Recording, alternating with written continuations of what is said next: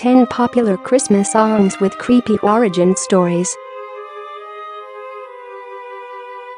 From Halloween until after New Year's, Christmas carols seem to blare in every store and car radio in America. But despite the merriment of the holiday season, some of the most popular carols actually have incredibly creepy origins, which can change the entire way you listen to the song. Here are some of the creepiest Christmas song origin stories, from a tune about the slaughter of innocent children to a carol that traces its roots back to Nazi Germany. Merry Christmas in July. 10 Coventry Carol. The Coventry Carol proves that not all Christmas songs have a cute origin story. This carol dates all the way back to pre-modern England, when villagers still performed mystery plays or reenactments of popular Bible stories.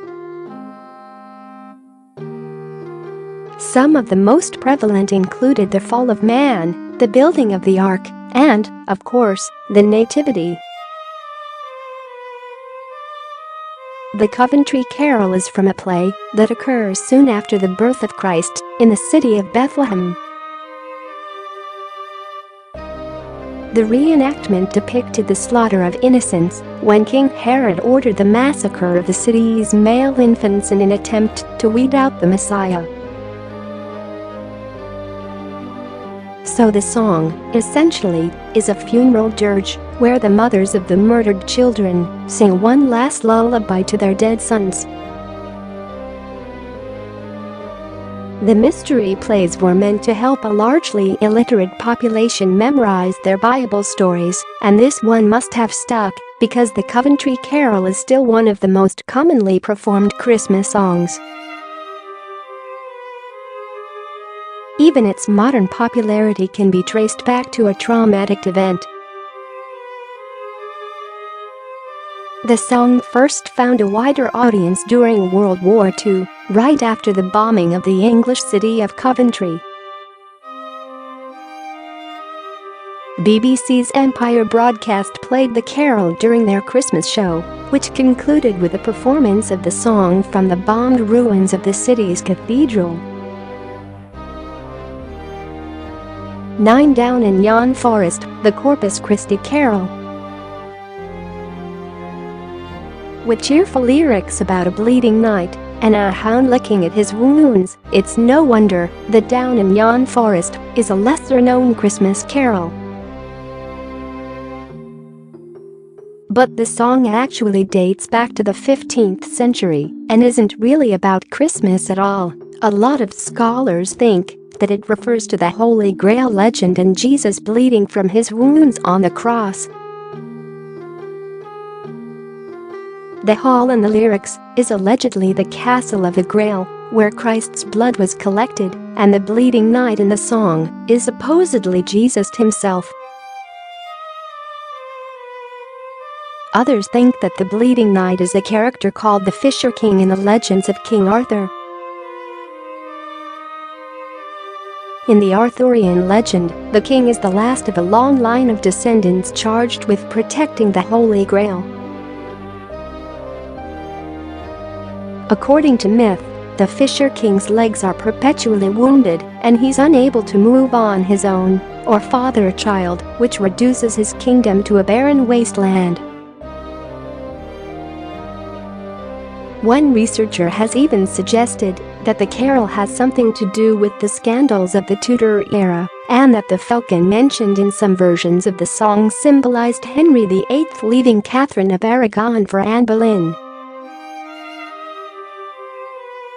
Whatever the case, with its bloody imagery and haunting tune, it's guaranteed to give you the chills if you hear it on Christmas Eve. 8 I Wonder As I Wander. John Jacob Niles, the composer of I Wonder As I Wander, tries to make its origin story sound cheerful, but it's actually pretty creepy. In 1933, at the height of the Great Depression, Niles was walking around an Appalachian town in North Carolina when he ran into an impoverished family who were about to be evicted from the town. As the mother and father were scrounging for gas money, their tousled, unwashed daughter came out and started singing 3 lines of a song. Niles paid her $25 a performance to try to get her to perform the whole song, but she just kept singing the same garbled 3 lines over and over. After 3 tries, Niles took the melody and used it to write a song about Jesus being born. 7s ist für uns ein Zeit angekommen, unto us a time has come. A popular Christmas carol in Germany, Unto Us a Time Has Come, was originally a religious song about the birth of Jesus. But the version that's sung in Germany today actually comes from the Nazis when they waged a war on Christmas because it was problematic for their regime. If you think about it, Christmas was troublesome for a fascist political group trying to systematically eliminate the Jews. Jesus was Jewish, after all, and many of the popular symbols of Christmas were also a thorn in the Nazis' collective side. Stars, especially, were a problem. The 6-pointed star was also a Jewish symbol, and a 5-pointed star had been adopted as an emblem by the Soviets, one of Germany's opponents in World War II. In response to these issues, the Nazis decided to try to secularize the holiday, attempting to make it into a Germanic winter solstice festival. That's also where the carol comes in. Nazi poet Paul Hermann rewrote Unto Us a Time Has Come as a simple winter song about walking in the snow, and the original version never managed to make a comeback. If you hear the song being sung in Germany today, chances are that it's the Hermann version from the Nazi period. 6 Zwart Piet, Wiede Wye Duet, Black Pete, Wiede Wiede Weet. Zwart Piet is a Belgian song about Black Pete, a popular Dutch Christmas character who helps Saint Nicholas deliver presents. The carol seems fairly innocuous on the surface. The singers ask Black Pete to send Santa their regards and toss something in their empty shoe, a reference to the Belgian-Dutch tradition of leaving shoes out for Saint Nicholas to fill instead of stockings. The problem? Black Pete is actually a horribly racist character and has been controversial in the Netherlands for decades. You see, actors who play Black Pete in Christmas celebrations always perform in blackface, and the character is almost always represented in books and popular culture as an offensive caricature of a black man. The Dutch insist that Black Pete is harmless and that his face is black because he's sooty from coming down the chimney. Critics, however, point out that his clothes somehow always remain soot-free and miraculously intact whenever he's pictured. On top of that, in the original book that helped cement the Black Pete tradition, a white Santa brings his sidekick to the Netherlands on a ship and treats him like a servant throughout the course of the story. It also doesn't help that a typical Black Pete costume includes a coarse afro wig and huge, minstrel bright red lips. So sing the song, by all means, but just know that the funny character you're singing about is essentially a slave who is always depicted by a white man in blackface. 5 Here we come A-Wassailing.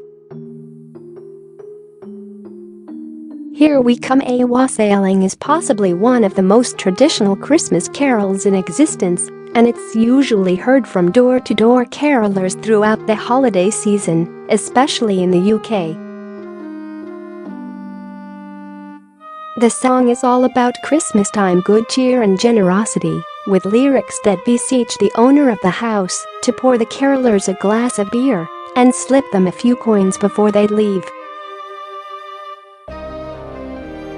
It's the origin of the wassailing tradition that really makes the song creepy.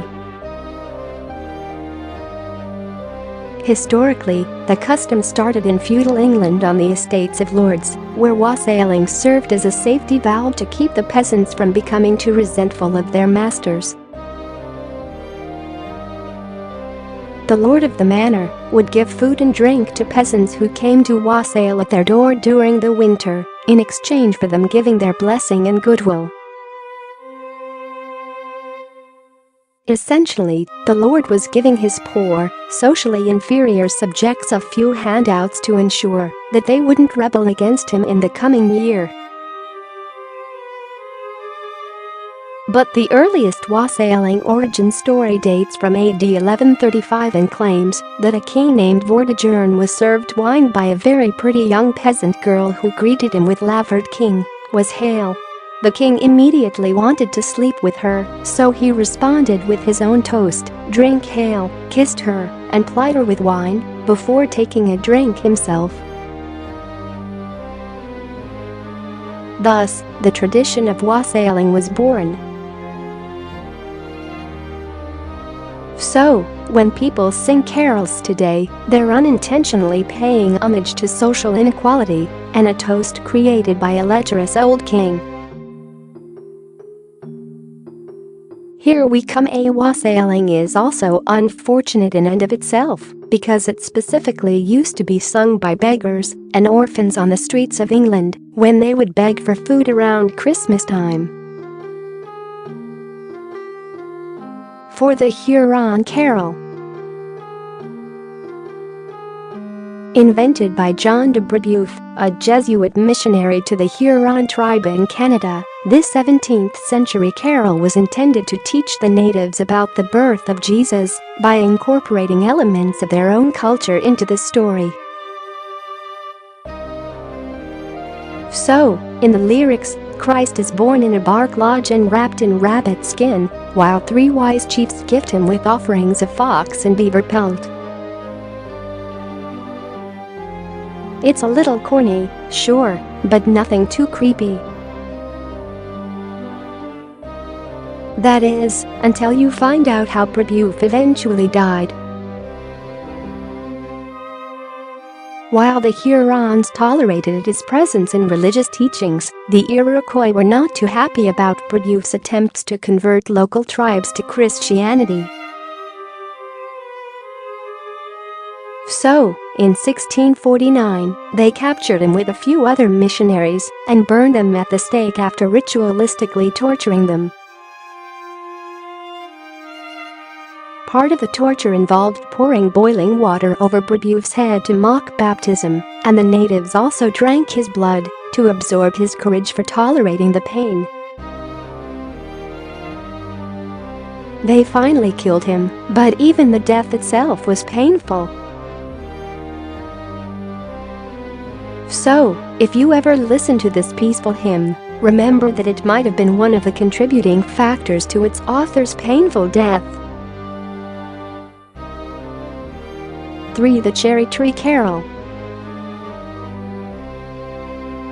The Cherry Tree Carol is a song about the unborn Jesus Christ speaking to Joseph from inside Mary's womb, so the lyrics themselves are already pretty creepy. It tells the story of Mary and Joseph walking through an orchard, where Mary asks Joseph to pick some cherries for her to eat. Joseph spitefully responds that the real father of her child can pick the fruit for her. In this particular song, he's apparently skeptical of the whole virgin birth thing, which leads the fetus in Mary's uterus to order Joseph to pull down a branch for his mother. The whole story is vaguely unsettling and definitely casts baby Jesus in a more ominous light. According to some scholars, the song originated from the infancy gospel of the Pseudo-Matthew, a 9th century Latin text of dubious authorship. The original story that inspired the song is only slightly better. According to the author, the miracle actually took place after the birth of Jesus, when Mary and Joseph were fleeing from King Herod. The family paused to rest under a date tree, which Jesus, who would only have been around 2 at the time, ordered to lower its branches so his mother could pick some dates.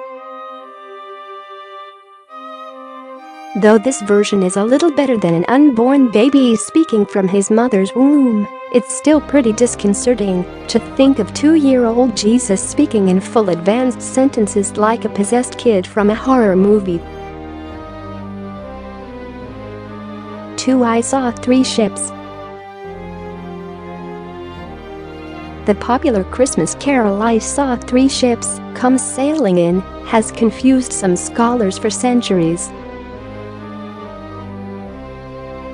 The most popular interpretation is that the titular 3 ships in the song represented the 3 wise men in the nativity story, but it's still unclear how a trio of boats could have arrived in landlocked Bethlehem on Christmas Day. The most prevalent theory today, however, suggests that the song actually doesn't refer to the Christmas story at all but instead to something much less adorable. Scholars now suggest that in the original song, the ships were transporting the skulls of the 3 wise men to Cologne Cathedral in Germany.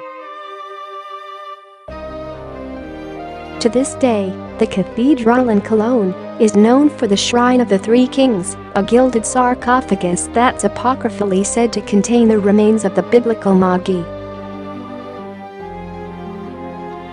Many now think that "I Saw 3 Ships" references the transport of those remains to Germany in AD 1162, which makes the song less about the birth of Jesus and way more about the interment of human remains in their final resting place. 1 Jollacotran, the Christmas cat. Jollacotran, or the Christmas Cat, is an incredibly popular Christmas song in Iceland, performed by Björk, among others.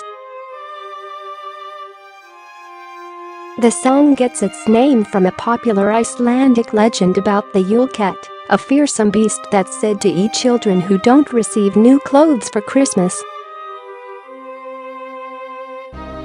It seems a bit odd to punish someone for not getting a specific gift, but apparently it's because traditional Icelandic families tried to finish all the work with their autumn wool harvest by Christmas time, and those who helped contribute received a new piece of clothing as one of their gifts. So, if children didn't find at least a pair of socks in their stocking, it basically meant they had been lazy and hadn't helped with the family chores. Icelandic Christmas lore can actually be incredibly gruesome. The Yule Cat is also said to live in the same cave as Grýla, a huge ogress who lives in the mountains of Iceland and boils naughty children in her cauldron. She's married to another bloodthirsty ogre and is also the mother to the 13 Yuletide lads, who also have a reputation for eating the occasional naughty child.